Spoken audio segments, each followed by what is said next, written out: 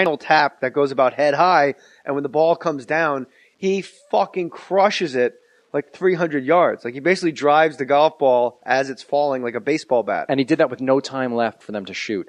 Like, Doug went up to him and Tiger wasn't nailing it, and Doug said he didn't know what to say, how to treat him. And then finally he realized he's an athlete, he does better under pressure. And he walked up to Tiger and he said, "You got one more shot, and then we have to shut this thing down." And he said at that moment, and he could have done 10 more, but he said one more, and Tiger went, "One more, got it." Boom, bang, got it, walked away. Great commercial. I don't think there was any words in that commercial. It was just No, tap, it's just tap, perfect, tap, tap, whap.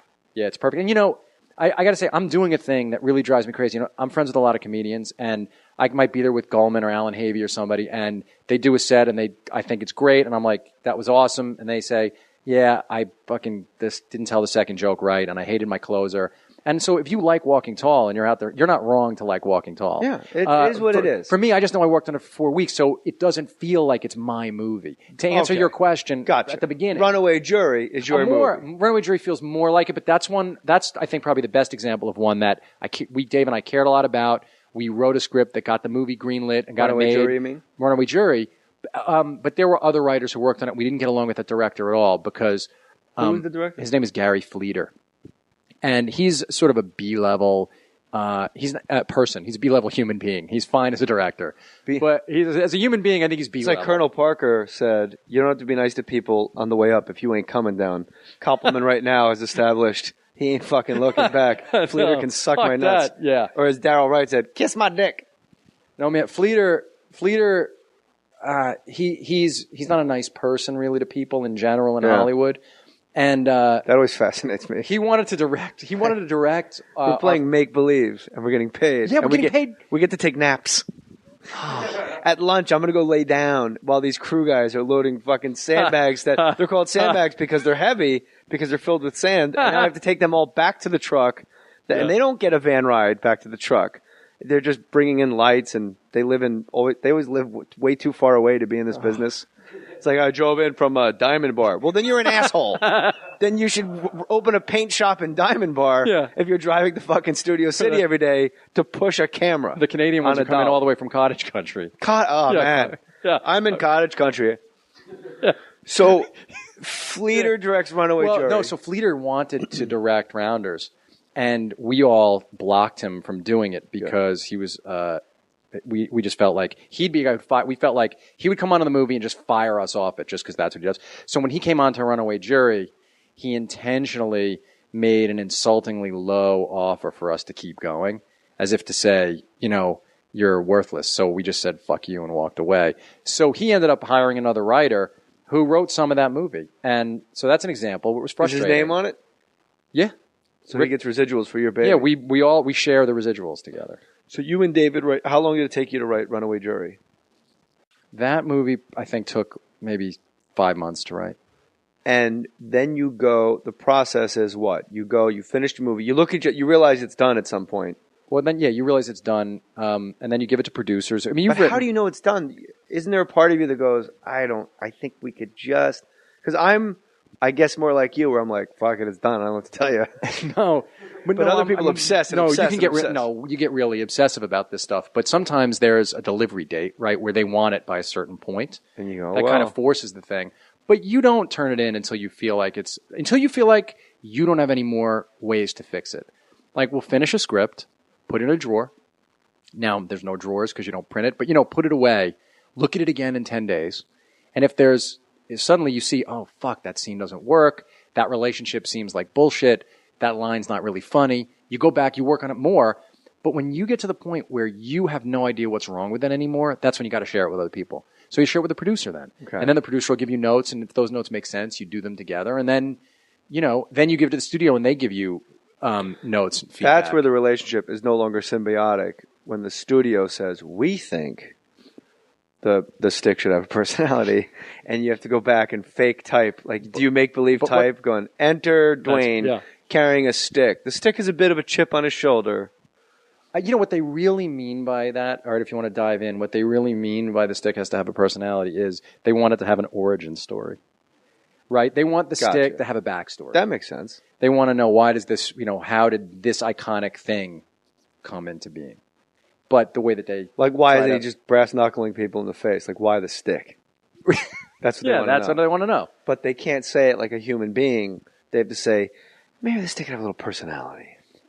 They have to, what they want from you is to actually respond. Like, what they want from you really is, ultimately, sometimes if it's the head of the studio, they just want you to do the notes. But what they want is for you to have some sort of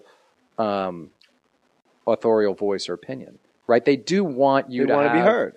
They want to be heard, but they want you to actually have an opinion that you can back up. They want to be heard, and then they want you to respond. That's most of the time, and it depends at what level you're working. I would have thought they just want to put their fingers in the pie and go, look what I did. But those don't turn into movies. I'd say most of the time, those don't turn into movies. And the other thing is, we've been lucky in that we've written a lot of originals that, percentage-wise, that were our idea and that got made and went all the way to a movie. Those we've been on set, either directed them or produced them, or where the director wanted us around. And so we didn't feel fucked. We've never felt fucked on a movie that got made that was our original thing. Like, we've been really lucky at that. I'm not saying it's not going to happen. Lucky, yeah. It happens. I mean, but it just hasn't happened yet. I forget who it is. My wife, I should probably just call her in here and ask her, but she's upstairs with the baby. She knew a guy that wrote a super dark black comedy. Yeah. Dark, sardonic, awful family. Like, if Ordinary People was funny. And the guy, hands it over, and then he goes to set, and there's just kids, piling out of a house. And this one girl they go, hey, this is so-and-so, he's the writer. And it's not the girl that was hired in the first place. She goes, hi, today we're practicing our song. And the guy just got in his car and went home. Like, there's nothing for me Did you ever see The Big Picture, the Martin Short? Of course. I don't know what you do. I've never heard of you, but you're very talented. I'm never wrong about these things. But in that movie, he goes, it starts out, it's this desolate, he's writing a script, and it's this, Kevin Bacon. Kevin Bacon's writing a script, and it's set in this desolate environment with this guy alone in the cold of winter. And then by the time he's done with the development movie, it's set on it's called Beach Nuts. And it's set on a beach, and it's like these two couples now, young. They were originally middle-aged. They look like Philip Seymour Hoffman. Then they look like, they were just kids. But that's never happened to you. No. I mean, it's happened on movies that it's only happened on movies that then didn't get made. Because they didn't get made because you tapped out? Because something was broken. Because those notes and, because something in it got to the point where everyone went, oh, we're not going to make this. Are any of those movies that you wrote that you got bullshit notes still out on the wire where you're like, fuck, if I could pull that back and just rewrite it with Jay Mohr, we could really make a run at this? That would be great. Yeah. This is all about... In all seriousness, are there movies that didn't get made that you're going, if the statute of limitations or whatever it's called could just run out, I could really make that work? There was one, and I can't talk about it yet because it hasn't been written about. Right. But there's one that we wrote that I knew was a movie, and it was mind-boggling to me that it wasn't a movie. But I think we're shooting it this summer, so it's going to become with it. We're not directing it, but we've kind of got this movie together now with two movie stars, and I think it's happening. And that I would have said yes, and I would have said the name of that script, where it was just proper. I read it 6 months later, and I thought, that's a movie. I don't understand why. But it was a thing where the head of his studio got fired. The new guy wipes the slate. It's not his project. Right. He can't win by making it. But it was really driving me crazy. I'd wake up sometimes and I go, I don't fucking understand. I've been doing this a long time. I know when they're good. I mean, I do know when they're a movie or when they're not. Right. Certainly 6 months later, I know. You can look at a thing you did as an artist. You could look at a thing you wrote, a hunk, an idea, and go, that kind of sucked. What I was wrong. Or you can go, that worked. Yeah, I gave it a shot. But sometimes you look back and you go, that was funny. That's really good. Why didn't that work? So that is getting made, which sort of has restored a lot of my faith. Are there any that are completely dead in the water that you go, I don't know why that's dead in the water, and if I could just fish it out, you can usually resuscitate it. When I was younger, I would have said that, but you can usually find a reason why. Oh, really? You can find it, because. But there aren't. So the answer is no. Yeah, no. If I'm honest with myself, no. I could say yes, but if I'm honest with myself, no. It means it didn't quite get there. It didn't quite become, for something to really become a movie. You still could find mistakes in it. I can find, maybe not the answers, but I can go, it didn't quite amount to something that should really be a movie. Because the resources that have to go behind something, right? Even Solitary Man, I mean, that still is a $10 million movie. We had to go. Michael Douglas and $2 million for lights. Right. But Michael's he's the greatest guy. And just, was he dying when you made this? Was this pre-dying, during dying, or after? No, dying? at the premiere to our movie, he turned to my wife and he said, I think I got something wrong with me. The doctors very can't ill. figure it out. But he's fine. He's great now. He's fine. Cured. He's great. Yeah, he really was supposed to die. Right. No, I'm being complete. No, I mean for how sick. God, that sounded horrible. For how sick he was, he is kind of like this bizarre walking miracle. Where you're like, how is this guy alive? He's a really strong guy, and that cancer, if they catch it, they can give a treatment that makes you look really bad while they're giving it, but they can fix you up. You wrote, oh, you know what? They got to stop bringing his dad out at the award shows. I agree it's not with you. cute. It's awful. Dick Clark's worse, though. As long as Dick Clark's around, Kirk gets a free pass. I mean, he really does. He gives tremendous cover. I just think Dick Clark gives tremendous cover to Kirk. That's what I believe. You think Kirk Douglas watches New Year's Eve and looks at Dick Clark and looks at Michael and goes, who's this old guy? Yes, I do. Who's this guy who can't talk? 8, 5, 11, 1. That's a buddy movie. Dick Clark and Kirk. What do you call it? Tremors 2? Yeah. I'd love to see like you and Fred Armisen play the two of them. I like to see me and Fred Armisen do anything. I love that guy.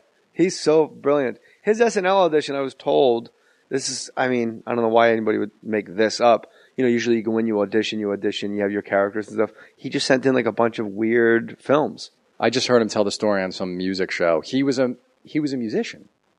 You should have him on. Have you asked him to come on? No, Mark Maron hoards guests. I saw Maron. Maron was on my flight out to L.A. yesterday. Okay. And I see him in the airport, and we know each other a tiny bit. We've met a few times. I saw you tweeting back and forth like a couple of schoolgirls. And so I went up to him and I said, are you having fun? You know, because he's become so successful. He's got a show just picked up on IFC. You having fun? And he just looks at me and he goes, no. What will it take? What will it fucking take for the guy to smile? What was his show, his podcast? The one, because I've been going door to door to E and everybody going, we should do more stories on television. Well, he's doing, I think it's about him doing his podcast. All right. Like it's fictional. Ed Asner's on there playing his something. Ed Asner's but I think playing Alan Havey. You got to have Havey on your show. You got to have Havey. I'll have anyone on my show. It's great. We love doing it. It's super easy. But I just, there's only like 3 podcasts that get, me, Rogan, and Maron, and Chris Hardwick, 4 that get guests. Right. But Maron just lands monsters. Yeah, well, he's the kind of groundbreaking guy, right? I mean, he was the tip of the spear. And he's got a 2-year head start on me. Right. As well. But we're going to twice a week. So, Maron, watch out, baby. He's Earl Anthony or something. And you're coming after. You're Jason Belmonte. Wow. The current 2-handed bowling champ of the world. Wow. He's Earl Anthony. He came first. Have you ever heard Stephen Lynch do comedy? He's a singer that does comedy. Did you ever hear the bowling song? No. Does he mention like Johnny Petraglia and all those guys? Of them? Like, Mark watch Roth? out, fuckers, pick a lane. Really? It's the bowling song. No, I got it. Maybe we'll play it on the way out, but I'll have to play it for you. But I'd have to get his permission to play it. But it's probably my favorite song of his because it's Earl Anthony in there? Earl Anthony is in there. It's so researched and perfect. It's not as funny a song by a long shot. But it's kind of like this, like Sabbathy, angry, like he's the bowler. I mean, you know what? That may be the best way to illustrate to people. I think you're a few years younger than me. I'm 45. How old are you? 41. Yeah, but so you're still though. You were a senior when I was a freshman. But yeah, so you remember because you always try to explain to kids the way TV was back then when there were only 3 channels. For dollars. But I think the clearest thing is like on ABC. For 4 hours on Saturday afternoon, they had the Pro Bowlers Association. Like, we know the names of pro bowlers. Yeah. Because that's all there fucking was. And now they've been replaced with skateboarders and surfers. Yeah, but they're on this, like how many people you think watched? You're right. They weren't on ABC. ABC when there were only 3 channels. They're on Fuel and Fuse. Yeah, the whole country and Fox Sports, I mean, Alhambra. if I say Mark Roth, tell me you can't picture the black thing that he put on his hand, like Blackjack Mulligan. He had a Blackjack Mulligan thing on his hand. He did have a Blackjack Mulligan thing. Did. But all I can picture now is Bill Murray and Kingpin when his hair gets crazy. Yeah. Like I'll never leave. I can't talk about it anymore because that's all I fucking see. Me too. Because when he starts to go mad, it's the best. His face is super pockmarked. Yeah, that's really the second best bowling movie ever made. What's the number one? Lebowski. Oh, of course. You gotta go. Other shit has come to light, man. Yeah. When you did Rounders, what I think is weird is, first of all, you did that show Tilt on ESPN. ESPN for a while had it. They had that first 3rd and 10 or whatever, that football show that was great. Yeah. And they had Tilt, and they go, because when Mark Shapiro was there, when Michael Eisner actually spearheaded ESPN original programming. Yes. Mohr Sports was one of those shows. Did you really punch Mark? Did you punch him ever? No. Shapiro? No. You never. threatened to punch him, though. Never. I went on Craig Kilborn. He tried to get me to badmouth ESPN. I said, no, I love ESPN. It's never not on. If you go in the house right now, it's on now on 3 rooms. Because I got it like that, player. Big screen in every room, partner. And I said, but Mark Shapiro is a fucking cocksucker. Final tap that goes about head high, and when the ball comes down, he fucking crushes it like 300 yards. Like he basically drives the golf ball as it's falling like a baseball bat. And he did that with no time left for them to shoot. Like Doug went up to him and Tiger wasn't nailing it, and Doug said he didn't know what to say, how to treat him. And then finally he realized he's an athlete, he does better under pressure. And he walked up to Tiger and he said, you got one more shot, and then we have to shut this thing down. And he said at that moment, and he could have done 10 more, but he said one more, and Tiger went one more, got it. Boom, bang, got it, walked away. Great commercial. I don't think there was any words in that commercial. It was just No, tap, it's just tap, perfect, tap, tap, whap. Yeah, it's perfect. And you know, I got to say, I'm doing a thing that really drives me crazy. You know, I'm friends with a lot of comedians, and I might be there with Goldman or Alan Havey or somebody, and they do a set, and I think it's great, and I'm like, that was awesome, and they say, yeah, I back. Fleeter can suck my nuts. That. Yeah. Or as Darryl Wright said, kiss my dick. No, man, Fleeter, he's not a nice person really to people in general in Hollywood. And that always fascinates me. He wanted to direct. We're playing make believe, and we're getting paid. Yeah, we're getting paid. We get to take naps. At lunch, I'm going to go lay down while these crew guys are loading dreaming. Runaway Jury. But there were other writers who worked on it. We didn't get along with the director at all because who was the director? His name is Gary Fleeter, and he's sort of a B-level. He's a person. He's a B-level human being. He's fine as a director, but as a human being, I think he's B-level. It's like Colonel Parker said, you don't have to be nice to people on the way up if you ain't coming down. Koppelman right now has established he ain't fucking looking. Fucking this didn't tell the second joke right, and I hated my closer. And so if you like Walking Tall and you're out there, you're not wrong to like Walking Tall. Yeah, it is what it is. For me, I just know I worked on it for 4 weeks, so it doesn't feel like it's my movie. To answer your question at the beginning. Runaway Jury is your movie. Runaway Jury feels more like it, but that's I think probably the best example of one that Dave and I cared a lot about. We wrote a script that got the movie greenlit and got it made.